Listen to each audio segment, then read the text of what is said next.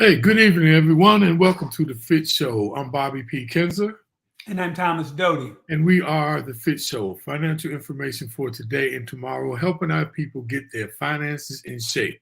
We're so glad that everybody is joining us around the country and around the world, though, believe it or not. I'd like to say hello to all our friends over there in Great Britain, the United Kingdom. Thank you for joining us because we know you're 5 hours ahead. So y'all are great troopers be hanging in there with us. Welcome, everybody. This is a show where we try to provide as much financial information as we can in the time that we're allotted. We're hoping that you take and share this information with people in your family and your friends. And just a few administrative things. We'd like for you to click on the like button and the heart button because that's what gives us exposure to more people. That's how it works. And if you have a comment, please put it in the comment box. And actually, how we like to make this show interactive is by you using the comment box. And that's how we can correspond back and forth with you if you have any questions or comments or opinions or anything that we're talking about. And we also like to use that comment box for any future topics that you would like for us to cover. You know, we feel what we think most people would like to cover, but we also like to know what's on your mind. So please make sure that you go out there and click in the comment box and let us know some of the topics that are near and dear to you.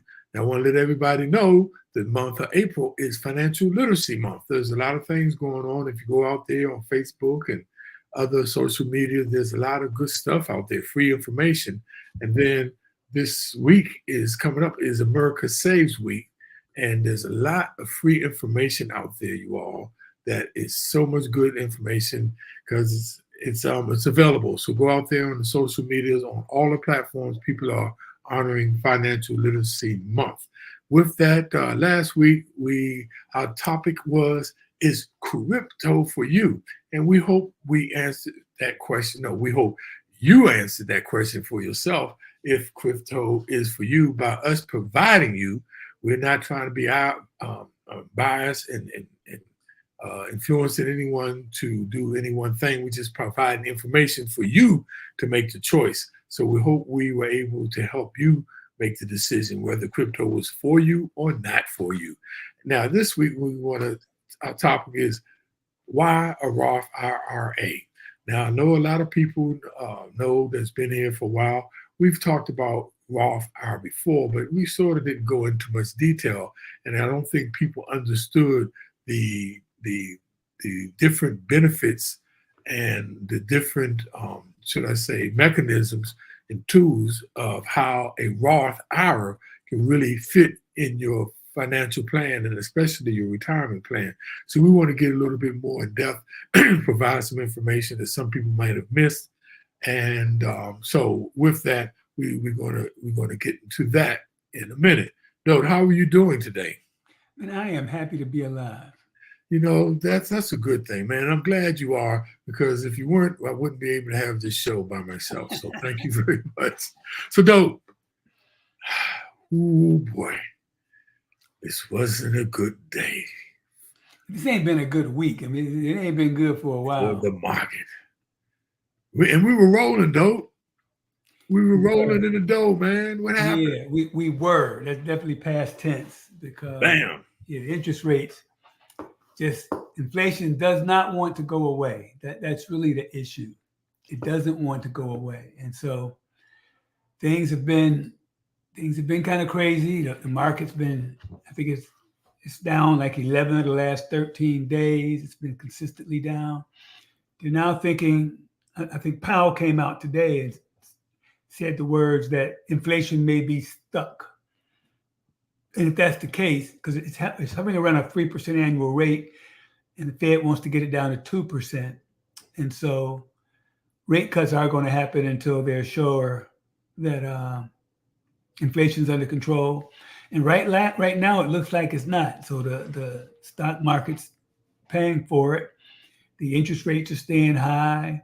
And hopefully things will stabilize. Right now, things are pretty ugly, though. You can see the Dow for the last week is down a couple percent. NASDAQ has really taken a big hit. All those stocks are very, very interest sensitive. So it's down 5%. And you go down the list. Microsoft's down 5%. 5.6% actually. Tesla's having some other troubles. Ever since they missed their earnings in the fourth quarter, they're expecting to miss. They're going to announce earnings, I think, either this week or the week after. They're expecting to miss again. They've announced big layoffs. The whole EV market has kind of slowed down. And so Tesla's having some other issues other than what's going on with the interest rates. Obviously, interest rates do affect them also, but Tesla's down 14%. Apple's down about the same as the NASDAQ's down about 4.6. Pfizer's down $1. Nvidia's down a little over 5% at 6.5%, and Google's down 2.5%. And so right now things are going to be tight for a while until, again, inflation's under control. Seems like we've been saying that for over a year, but the market really rallied the first quarter, but ever since April, things were going down, things were looking good, but April just has not. We haven't seen the drops in inflation that we expected. And so things are going to be shaky for a while.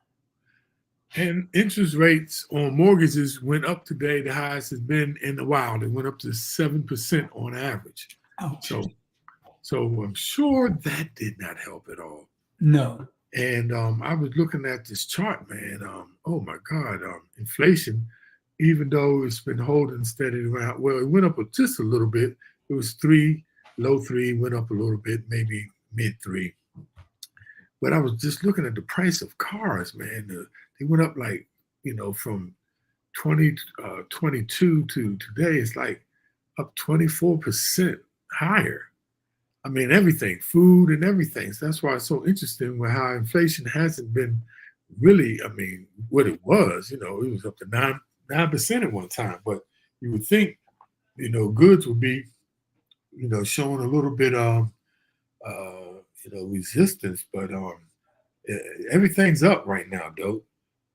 So yeah, it's not real good right now. So goes the market.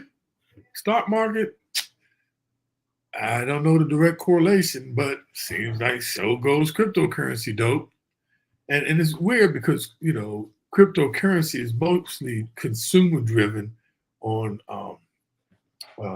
what they call it? Consumer, what's the word, dope? When it's, what are you talking about? How cryptocurrency really works. It's on consumer sentiment. Excuse me, that's what I'm looking for. Oh yeah, consumer sentiment is sort of which really drives, because it's not really backed by anything. But I know that sometimes when the stock market is moving, that so kind of does crypto. But crypto been taking a big hit. The total market cap for crypto dropped 11%, $309 billion. It was at 2.7 trillion. It's down to 2.4. The total market cap. Now, Bitcoin drops from last week to this week, $6,383, 9%. That's a big drop. Ethereum, the smart contracts, was supposed to be a little bit more structured. They dropped by 12% to $3,077 from $3,500. And Dogecoin, which was in the number 9 position, it has dropped down to the number 10 position. And it dropped a spanking 21% from 19 cents to 15 cents. So we're seeing it seems like the vibrations from the stock market somehow affects the cryptocurrency. But like we always say, the stock market and cryptocurrency, it's about the long play. And with cryptocurrency, you should be playing with money that you're willing to lose. And that's a weird kind of strategy, I think some people realize, but it is the truth. So that's it for the stock market and the cryptocurrency market. Not too good news, but remember, y'all, this stock market, cryptocurrency, it's like ebbs and flows, and the key is hoping that you have more peaks than valley over time, and that you will have gains in the end. So with that, dope, let's transition into our topic of the day. Why a Roth IRA, individual retirement account? Yeah, one of the major things we've been trying to get people to do is to have diversification. in their portfolios. You know, we've talked about you don't have all the highly aggressive stuff. You have some moderate risk stuff and you have some low risk stuff. And you also have diversification within the type of assets you have. But one area that people may not look at, and I know I truly didn't 5-10 years ago, which I had, but that's diversification when it comes to the tax status of your assets. And if you look at retirement accounts, basic retirement accounts, you have IRAs, you have pensions, you have 401ks, and they all have one thing in common, is that they're all taxable. And so when you think about your retirement income, you got to look at the taxes, because we've talked about the taxes that are in effect now. They are actually due to expire at the end of 25. And so taxes may go up. And if they don't, if they do, you'll have to pay those with the income you get in retirement. So what we're going to talk about today is a way to put some diversification in your retirement assets and allow you to not have to pay such a heavy burden in taxes in retirement. Yes, that's it's such a interesting tool, though, and you know, and although a Roth conversion can be an effective tax planning strategy, you know, there are a few things to keep in mind as you weigh whether to take the plunge and decide how much money you should convert in a given year. So why don't you start it off, though, with the traditional retirement accounts and the Roth, how to choose? Yeah, and there's a most people look at, you got traditional IRAs, you got traditional 401ks, you got Roth IRAs and Roth 401ks. And which works best for you obviously depends on your own particular situation, your income, your tax status, how much money you got coming in, what other assets you have. And so when you think about funding your retirement, and that's something, and I'm not ashamed to admit, that's not something I looked at 5-10 years ago, or 5 or 10 years before I retired. And it's something I should have looked at. And it's because I'd never been there before. And that's one of the things that it was even hard to find someone who was in that situation, because you had to be kind of older to have generated a lot of money in your 401k.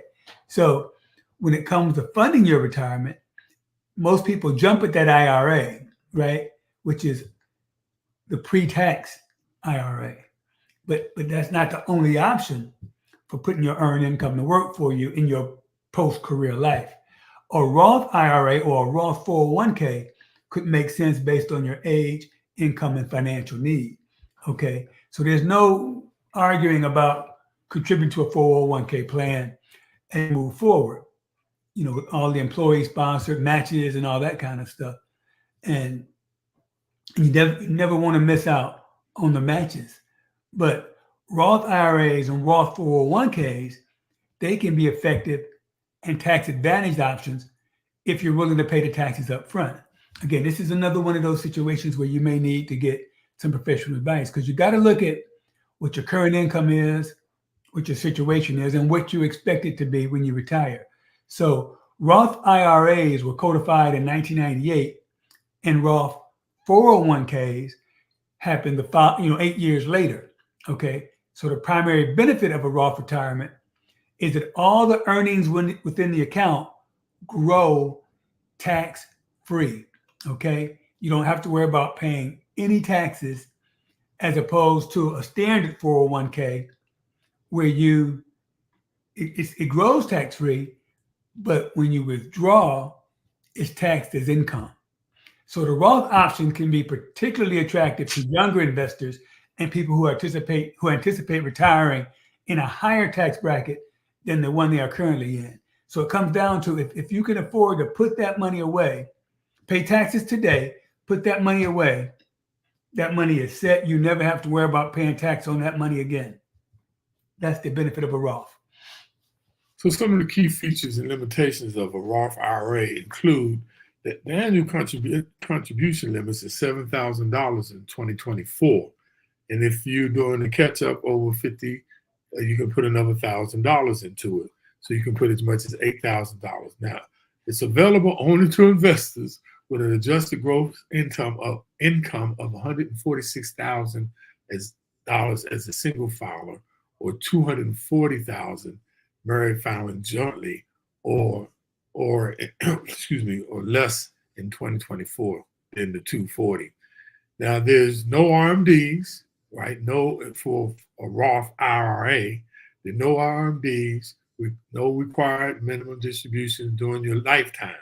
So that's another great benefit of it, because the regular traditional IRAs has I think it's gone to 73 now, and the retirement account 73 Right. is the required minimum distribution which you need to take. And it's available now. A Roth IRA is available to be drawn on at any time. Although, if you withdraw money before age 59 and a half, you can withdraw only what you have contributed, not any interest earnings. That's the other difference if you're not of age of the retirement age of 59 and a half. Now, Roth products can be particularly beneficial to younger investors because, like any market-based investment, the sooner you begin investing, the more opportunity you have to earn compound interest over the contributions over the lifetime. Now, also, due to the IRS regulations, it is intended to prevent it's kind of, penalize highly compensated individuals so they don't have any outsized tax benefits. That's why they have the limits on, like I said, 240 married and jointly. Now, as investors earn higher incomes in their mid to late career, they limit or eliminate the ability to contribute to our Roth IRA. And this is my editorial, unrelated to our subject tonight, but I think all these IRAs and Roths and all these tax savings are geared for highly compensated people, because a lot of lower income people don't partake. Most of the advantages are going to people who make a lot of money. So that's just my opinion. I don't have any facts to prove that. But let's talk about investing in a Roth 401k, because the big thing is there's no income limit, okay, on the 401k part of it. And that makes it very attractive to people who earn a lot of money. So you can put that money away. You got to pay taxes on it right then, but you can put that money away and it grows. And when you take it out, you won't use it. So much like a Roth IRA, you get that tax-free growth, which is tremendous. And on earnings and withdrawals, as contributions are made after tax, there are a few specific Roth 401k differences that we got to make sure you understand, okay? And one primary difference is a lot of times a Roth is company sponsored, okay? And your employer manages it. So you may not have as many options with a Roth 401k as you do with a regular IRA, as far as where you can put it and what options are available, okay? And so that's one big difference. And you have less control over where your money goes. Just like a regular IRA, employers may match to your Roth. Contributions, again, are not subject to income tax. And there's a required minimum distribution age of 75 for Roth 401k. So make sure you understand that you are going to have to pay it on the Roth 401k versus the Roth IRA. So what is the best option? Now, with so many options available, the traditional 401k, the traditional IRA, the Roth 401k, and the Roth IRA, which is the right choice for you? The answer lies in you evaluating the advantages and limitations of each option. Now, in reality, investors shouldn't even look at a Roth or traditional retirement accounts as an either-or proposition. Depending on your income needs and life stage, contributing to both can be an effective strategy. And that's why we were coming back talking about, because we didn't talk about this before, because you can do both. Your personal finances are unique, and your retirement savings plan should likewise be unique to you. Now, a financial advisor can help you determine an account and contribution strategy that is tax advantage and which best fits your long-term needs. Yeah, and if you have a lot of money in a traditional IRA, then a Roth conversion may be to your benefit. And it's kind of it's called a backdoor Roth. If you are over the limit for contributing to a Roth, you can take an established IRA and convert it to a Roth and get the same effect. So it's called a backdoor Roth. And again, I think that was just put in there for the rich people. But again, that's Thomas's. Hey, Doe, can you recite that again? If you are above the income limit for contributing to a Roth IRA, right, you can convert an existing traditional IRA to a Roth IRA.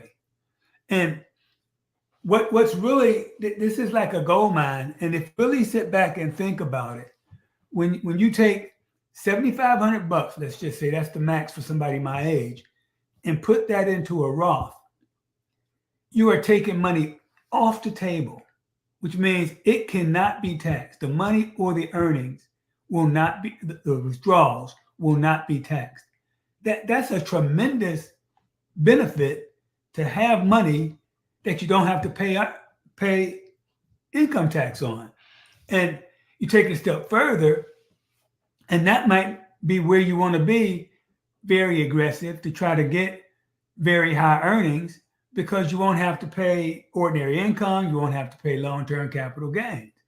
And so if you have money in traditional IRA, you may consider converting to a Roth to, again, get that money off the table. And that's where it gets a little tricky. And this is another situation where you probably need some financial help, is deciding if you have a bunch of money in a traditional IRA to figure out how to convert it, how much to convert, when to convert. For example, let's say you got $1 million in a traditional IRA, and you're going to have to start those required minimum distributions at 73, and you want to move some of that to a Roth. First thing you got to understand, if you convert that traditional to a Roth, you got to pay taxes on that money. So that's the first thing to consider. And when you increase your income, it could have effect on other things. It could make your Medicare premium go up if you're retired. It could put you in a higher tax bracket, whether you're retired or not. If you have Social Security and you don't make a lot of money and you don't pay tax on your Social Security because your income is low, if you convert to a Roth, that's going to bump your income up. So you have to take all those things into account. But again, any money that you can get off the table, to me, is a tremendous benefit to not have to worry about taxes in the future. So let's say you got this money in this traditional IRA. You could say, I got $1 million. I'm gonna convert it all today, okay, to a Roth. Well, you'd have to recognize income on $1 million, and with a top tax rate of 37%, you'd have to pay that $370,000 in tax. And you got to look at what state you're in to see if you got to pay income to your state. Depending on where you live, some states tax that because they give you a break when you put it in and they tax you when you take it out. And so you got to take that into account of whether that'll play a part in it, that additional income. And so, or you can say, I'm going to do a little bit every year, depending on what my tax bracket is. Let's say you're in a 20% tax bracket and you say, okay, I'm going to convert enough to kick me to 24%. And so you might look at that and decide to convert a certain amount. Or you may just say, I'm going to convert $100,000 a year and pay taxes on it as I go ahead. And so, again, you need to look at your own situation, figure out what's the best way to do it. Because if you don't, that amount's going to continue to grow anyway. Tax rates may go up, and you're going to have to pay taxes when you have to do the required minimum distribution. So take a look at that and see if you'd be better off converting some of that traditional IRA money to a Roth, understanding that you're going to have to pay taxes on it. So dope. So question, like you said, so let's say hypothetically you have $1 million. Now, let me go start with $1 million, right? Is there any way that you can explain, or does it really take the individual? I know we always got to look at things and make sure we're comparing apples to apples, but is there any advantage to converting the total amount, which we know if you converted, $1 million and you were in the 24% tax bracket, you would end up paying 24% on $1 million. No, but if you make $1 million, you won't be in a 24% back. You'll be paying at the top rate of 37%. That's a good point. Okay, I should have picked that. But okay, let's say you in that puts you right. Okay, true. I should have picked. I should have picked something like, let me pick something like you got 300,000. Now that will put you in a 24% tax bracket, if I'm correct. Okay, yes. Somewhere around there. So that means that full 300,000 will be taxed at 24%. Now, is there a pro or con is to really like saying not doing all as you go? I mean, I know we have to do the math, but in general, can not converting the whole amount be better? It all depends on your situation and what you have coming up. What's your marginal tax rate? How much money you have coming in the future years? That's why it's hard to give a standard answer, not knowing your own particular situation. That's a tough one because right. I know. There's so many variables. I was just speaking in general. In general, could you speak in general terms? Does it appear that if you took smaller amounts out over a long period of time, is it a way that you can beat the taxes on it? Well, you're not going to beat the taxes. There's a way you can minimize. And we'll never talk about trying to beat taxes. We'll talk about trying to minimize. Correct. Nothing wrong with trying to minimize your taxes. Right. But again, you'd have to sit down with your tax accountant. You'd have to figure out how much you're going to make each year. And then you'd have to see, if I took it all out now, how much would I pay in taxes? Okay, right today. If I took the $300,000 out now, or if I did it over 5 years and did $60,000 a year, what would the tax rate be? And it just in general, I gotta believe it would be lower if you took a little bit every year. But that's what I was going at. Again, it depends on what that little amount is. If that amount is $1 million and you're hitting $100,000, it's still going to be kind of high, but it probably will not be as high as it would be if you took $1 million today, because I don't think you'd hit the top tax rate if you did it a little bit at a time, depending on how much you make. And don't, check me on this if I'm thinking right. So I was thinking, and like I said, I'm just testing this because I wanted to know. So I was thinking if you were taking out a little bit at a time, right, instead of taking the full hit right up, right, that means that would be 24% that is taken out that won't be grown anymore, right? Because it's taxes. The amount you pay, the amount you pay in taxes. Right. So now that's not the amount to grow. But if you're taking smaller amounts each year, couldn't that mean you have more in there to grow over the period of time instead of taking the full 20% out? That's why I was looking. Does it come to your favor if you're taking less out? That means you're leaving more in there to grow each year. You follow?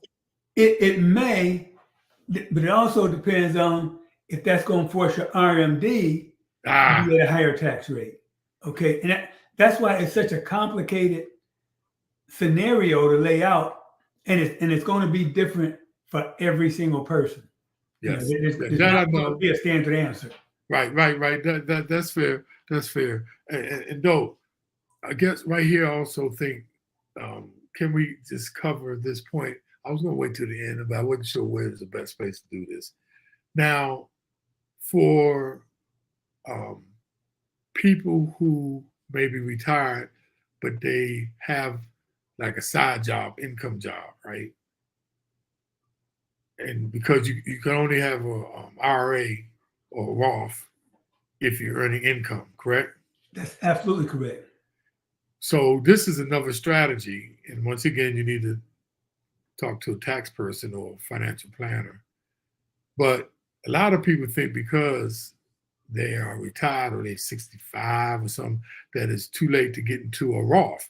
And you hit me to something the other day that, man, if you got a side job and you actually earn an income, it might make sense to put money in a Roth now at 65. Well, to me, any money you can take off the table and not have to worry about taxes in the future, I cannot think of one scenario where taxes are going to be less in the future than they are today. Not one. Right. So to me, any money you can take off the table and say, I don't have to worry about taxes on this money anymore, I think that's a good thing. And the rich have been taking advantage of this for a while. And it never struck me. I told Bob, I just opened a Roth for 2023 because you had until April 15th to do it. So I just did that. And I also did something kind of crazy. I bought all gold with it. I did something kind of risky because, again, if it grows like crazy, I won't have to pay taxes on it. So that's what I'm hoping. But well, actually, though, that's one thing. Today, gold it took a hit, but not a hit like the stock market did. Right. You know, but no, I was. That's why I wanted you to share with a lot of people, because a lot of people miss that strategy that may be retired, but they got a side job where they receive an income, and that means you still can qualify for a Roth. And why not why not put that money in a Roth now so that it will grow tax free? Yeah, to me that's just crazy not to do that. Yes, it's crazy not to do that. Yes, especially the 401k side, the Roth 401k that you can put as much as you want in. Right. But it is subject. So anyway, let's carry on though. Okay. I want to talk about weighing the Roth conversion, and don't overlook these 5 factors. The Roth conversions and the cost of Medicare Part B premiums is something to be concerned about. You're likely heard that too much of a good thing can be a bad thing. That sometimes applies to the Roth conversion. If you're at the age where you are anticipating signing up for Medicare, or you're already there, you need to be cautious about how much of your retirement savings you convert to a Roth in a given year, because that will be, if you convert it into a Roth, that could be considered income, and it can affect the cost of your Medicare Part B. And the premium is determined based on your modified adjusted income from 2 years prior. So you need to be conscious of that. Say the standard monthly premium for 2023 for Medicare Part B is $164.90, which applies to individuals making $97,000 or less, and married couples filing joint making $194,000 or less. As income goes up, so do those monthly premiums. In all, there are 6 levels of premiums, with the highest being $560.50 for Medicare. Additionally, you should consider that these numbers may change year to year. For example, in 2024, the Medicare Part B premiums will be $174.70, an increase of $9.80. Now, this applies to individuals making less than $103,000. That's individuals, and married couples filing jointly earning less than $206,000. That's Medicare. And remember, they add your income with your spouse's income, husband or wife. You're wondering what the highest premium will be in 2024? It is $594, an increase of $33.50 though. So when you look at the net benefit of a Roth conversion, you need to consider all the costs related to the conversion. How much will the conversion raise your taxable income for the year? And will that bump up in your higher Medicare premium be over, what that will be over the next 2 years? Yeah, and keep in mind that Medicare premium, if you're married, is ×2. So Yes. it's not a group plan. It's you each have to pay it, and it's based on the family income. And so just like those Medicare premiums, this a Roth conversion. To make sure you understand, when we talk about a Roth conversion, we're talking about taking a traditional IRA that was pre-tax and converting it to a Roth IRA, and you pay the taxes for that conversion. So that conversion can also affect your Social Security and the taxes you pay on that. Because if you're single and you make up to 25, or you're married and you make up to 32,000, you don't pay any Social Security tax. But as those numbers go up, it kind of phases out, and then you reach to a point of I think it's 34 for single and 44 for married couples, where after that amount, you pay taxes on 85% of your Social Security. So if you're doing a Roth conversion, just like you got to be aware of your Medicare premiums, you got to be aware if you are not paying tax on your Social Security and you do that Roth conversion, that might bump you up and take that little tax break away. So be aware that a Roth conversion increases your income, and it can have an effect on, as Bob mentioned, your Medicare premium, but it also could have an effect on your Social Security taxes. Now, the government, they don't let you put an unlimited amount in the Roth IRA each year, and in some cases doesn't let you contribute to a Roth at all. For 2023, the maximum contribution to the Roth IRA is $6,500 annually if you are younger, than 50, and then those, doing the catch-up, you can put another $1,000, so it'll be $7,500, and so we all missed that except Dope for 2023. That ended April the 15th, but it also income limits apply to contribute the maximum. Your adjusted gross income can't exceed $138,000 if you're single, or $218 if you're married filing jointly. Beyond that, the amount you can contribute begins to phase out, and you can't contribute anything if you're single and your income is $153 or more, or you're married filing jointly and your income is over $228,000. Now, one thing to remember though is that while those with high incomes can't contribute directly to a Roth IRA, there are no income restrictions on Roth conversions and also Roth 401k. Right. Because there are withdrawal restrictions for Roth. You need to know what they are. So there are a few stipulations that you got to make sense of if you need to get at your money that you put into a Roth IRA. Okay. So you can withdraw the contribution you make to a Roth IRA at any time, whatever age you are, without owing taxes or a 10% penalty. Let me repeat that.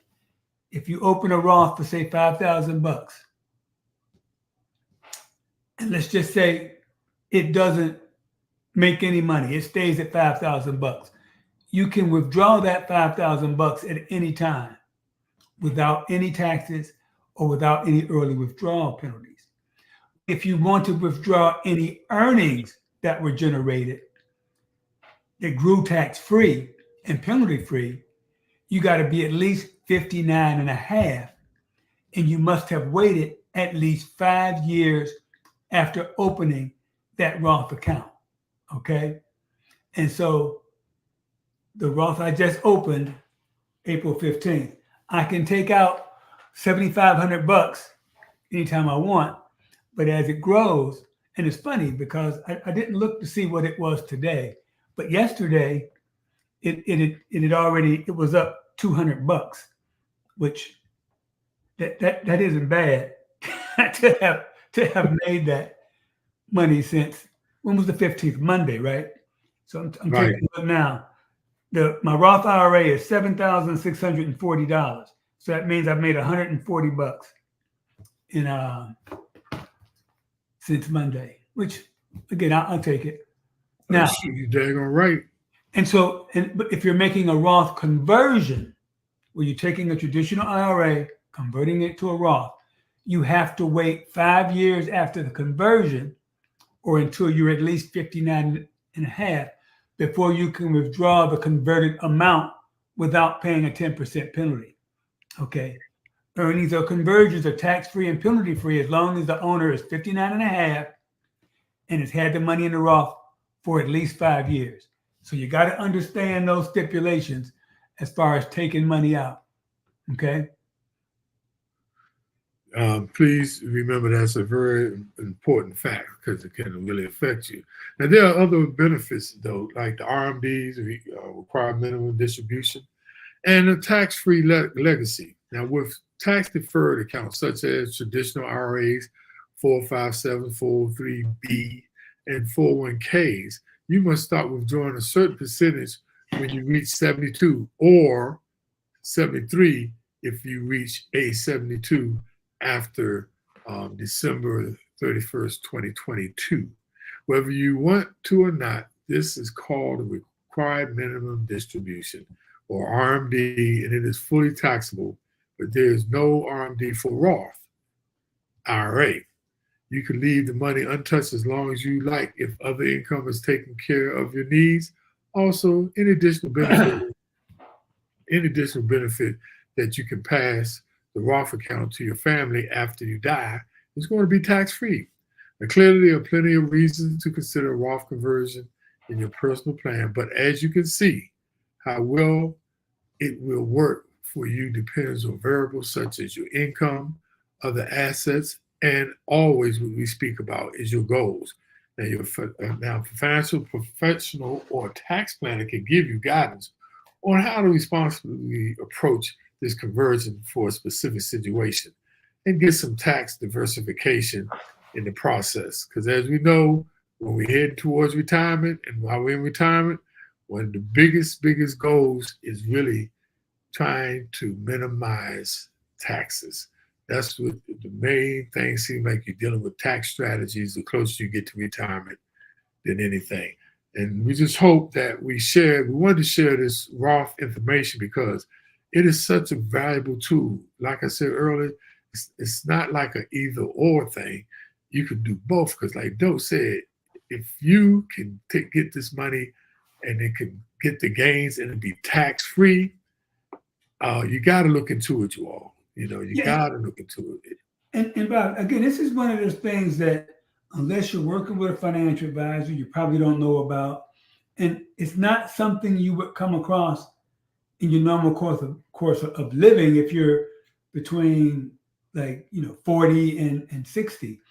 And then you when you start thinking about retirement and you really start looking at tax planning, then you can see, you go, man, I wish I'd have took some of that money. I wish I'd have paid taxes on some of that money when I could have. Because, I mentioned before, we're never going to be proponents of trying to beat the tax system. But if you don't minimize your taxes, then that's on you. And there's ways you can do that. It, like everything else, it takes some effort. It takes some thought. It takes some pre-planning. And as always, it takes some discipline. But you're crazy to pay any more than you need to in taxes. And I just think it's criminal if you can take some money off the table and not have to worry about taxes to not do it. I think it's crazy to not do that. Especially if you can. Now, we understand if you can, if you can. Yeah. And I want to, as a suggestion, just a suggestion for people who are getting ready to retire, who have the income. Like Doe said at the top, right? A lot of rich people take advantage of this because they got the discretionary income. But just because we say the maximum that you could put in Roth IRA is $7,000. Yeah, right, for 2024. That doesn't mean you got to have $7,000. You can put 2,000, 3,000. You can put 1,000. Good point, Bob. Yeah, You know, sure. you don't Put have something in there. that's the thing. Put something in there, because for this to grow, and just think, if you put in a lower amount, you're going to be paying lower taxes on the amount. So that's going to help you too, in a way, right? But I mean, this is such a tool that can really fit with your retirement planning and your wealth building, that, a lot of people don't take advantage of it. And that's the reason why we're talking about it more today in depth. And like we always say, notice we don't say no specific products, whether it should be Fidelity, whether it should be T. Rowe Price, whether it should be Vanguard. No, we're talking about in general the tool, the investment product of a Roth IRA and Roth 401k. It's anytime, and like we say, we're not trying to beat Uncle Sam. We're just trying to minimize how much you give to him. Right. So just consider that, you all. That's why we really want to spend time today and clarify a few things, because I had some people that wasn't even considering it because they thought they missed the boat on it, but and they still working, and if I'm sure you can open up, you can keep your traditional 401k, and I think you can open up a part of it and put it into your Roth 401k, but you need to check with your employee plan administrator to see for sure that that's true. I'm almost sure that that's a possibility, but you need to check to make sure. And if it is, you need to consider. But I know a lot of people don't want to pay taxes up front, though, because we do know a lot of people like to get that big tax check at the end of the year. No, this is one time you can have that big check working for you. So just consider it, just a suggestion. So let's go to the summary and takeaways, because once again, we had an action-packed show, a lot of information, and we just want to recap for everyone. And and the first one is obvious. Save for your retirement. There's multiple ways to do that, and we just think a Roth is a good way to do it. But however you do it, make sure you're saving for your retirement, whether it's a Roth, a traditional IRA, a Roth 401k, a regular 401k. Just make sure you're putting money away for your retirement. And let's don't forget the traditional individual retired account, and it provides tax advantages today. So don't think we just, poo-pooing that. If you need some tax advantages today, and once, like Doe said, everybody's situation is different, and you may need some tax relief now, then take advantage of the traditional IRA, and those tax advantages you can realize today. Just remember, though, in retirement, you're going to have to pay. Well, a Roth IRA provides tax advantages in the future, in that you won't have to pay any taxes.